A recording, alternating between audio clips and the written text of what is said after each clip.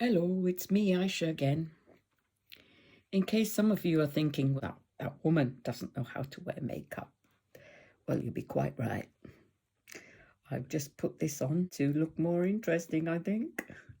But I'm not sure if I'm succeeding. Never mind, it's all part of the fun. Right, so anyway, I left Oxford City Council.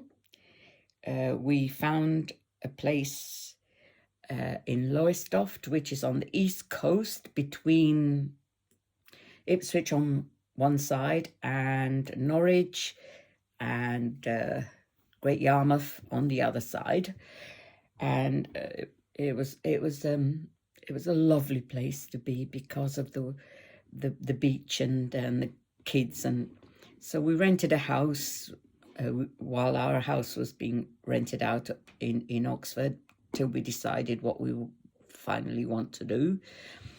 And as I said, I wasn't well enough to work full-time here, but I did try to get consultancy work, but nothing came of it. Hundreds of letters and no. So I tried to enjoy my children, but I wasn't well enough to do that, so they had to go to nursery. But I still couldn't be still. I couldn't not be doing anything. I had a book of Arabian Nights stories. So I read about Sinbad the Sailor. And I thought, well, I'd like to do a retelling of that. So at night when I couldn't sleep, I used to sit in the toilet because that was the warmest place. And I used to draw and paint,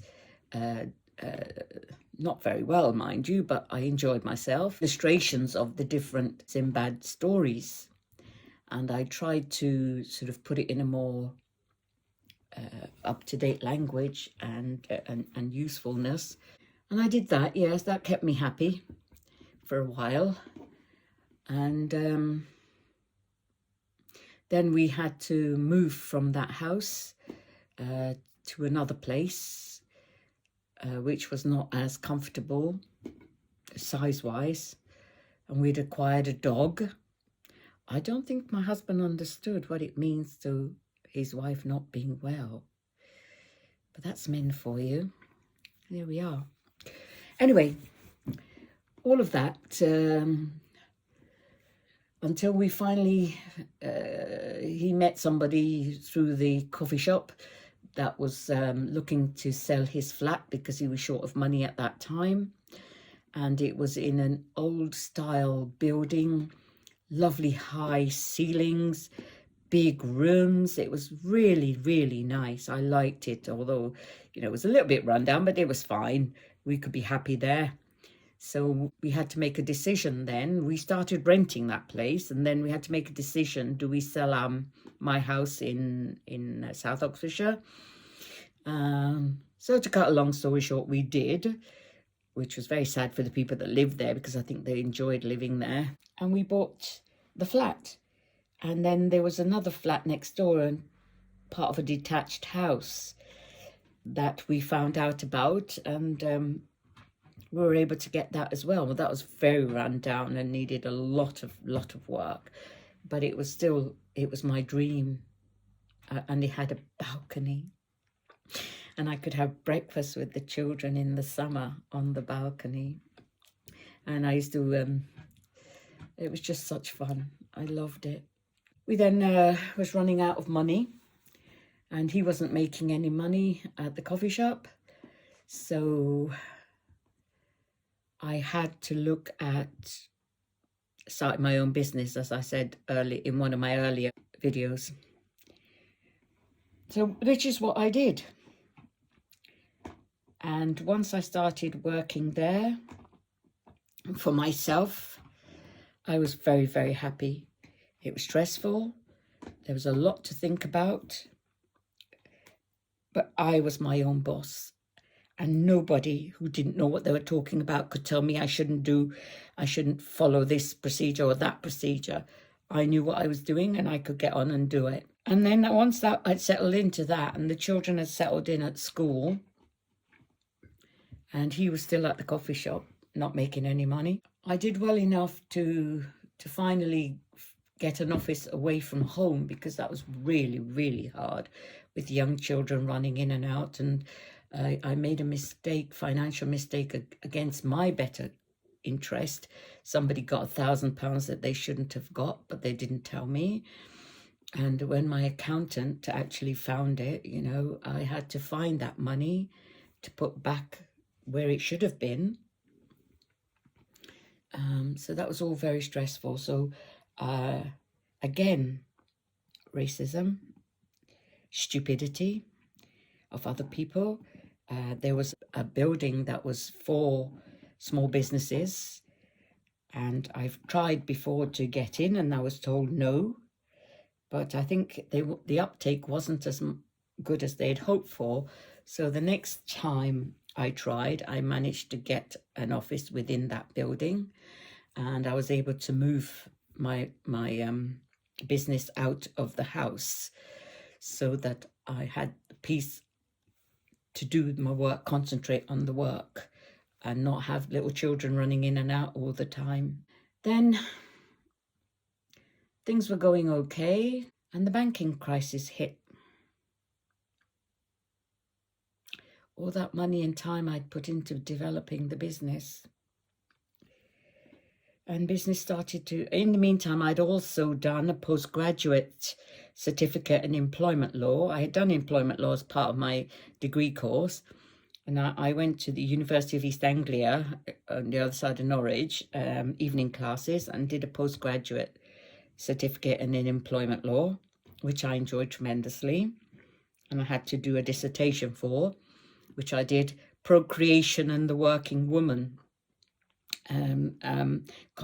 comparing and contrasting the different, because we were part of Europe by then, the differences in payment and rights of mothers in this country, in France, in Germany, and places like that. And actually, we came off worse. Working women in England came off much worse than the other European countries. But anyway, I then thought, ooh, I like this. It'd be nice to do a master's in employment law and then do a PhD. I loved exams now. I wasn't afraid of exams anymore. But anyway, the banking crisis happened, and that was all scuppered. I limped along from 2008 to 2010 because lots of people were being wrongfully dismissed. So I got quite a bit of employment work. I kept having to appear at the Employment Law Tribunal. The problem started when it was clear that the Employment Tribunal had been nobbled and they weren't being fair to the employee. They kept using the mantra that, you know, it's very important that employers are able to employ people, and they wouldn't find against employers who had blatantly breached the employment law requirements. But fortunately, before that, I had quite a lot of success dealing with matters before they even had to go to tribunal, because that is the objective. To have to attend tribunal is really a kind of failure of the lawyers to negotiate and come to a sensible conclusion. And that's what's happening more and more. You know, employers were just being nasty. When they actually started charging people to apply to the tribunal, that was the nail in the coffin. That was it. I limped along between 2008 2010, but as a solicitor, I could not continue to run my practice like a company director. If you know your company is in difficulty and cannot meet their bills as they arise, then you have to close your business, which I did in April 2010. I was able, fortunately, to pass my ongoing work to another solicitor, sole practitioner. So I then had to look for a job. By this time, I'd done all the research for my books, but I tried to sit down and write, as I said earlier, but that was not possible. But you need to have peace and tranquility, because once the muse takes you, you can't stop. Because the minute you stop, the ideas disappear and the flow goes. So I had put the books to one side because, as I said earlier, they still had the children to get through. And I found this care work, and then I did that for about a couple of years, and then I got myself into doing live-in care for a couple of years, and that on one occasion involved me attending Dignitas with one of our ladies, which was quite interesting, if testing. Yes, so, and as I said, from my care work, my body just fell apart. And that's when, fortunately for me, unlike the waspy women who lost out completely, I only had to wait a year. I was 66. No, 65. It's supposed to be 60. I was 62, I think, or 63. I can't remember now. But so I was able to, the bottom line is I was able to get my pension at the time when I had to give up the care work. So, and then my marriage broke down, and I had to look for, I couldn't stay there. It was just too, it was too difficult. And so I was pushed out of my own home. I had to find accommodation, rented accommodation, which was an eye-opener. I hadn't been in rented accommodation since I was 28, 27. And there I was in my 60s. Once I had finished with the hospitals and, you know, I had, my health was more or less under my control, I started writing.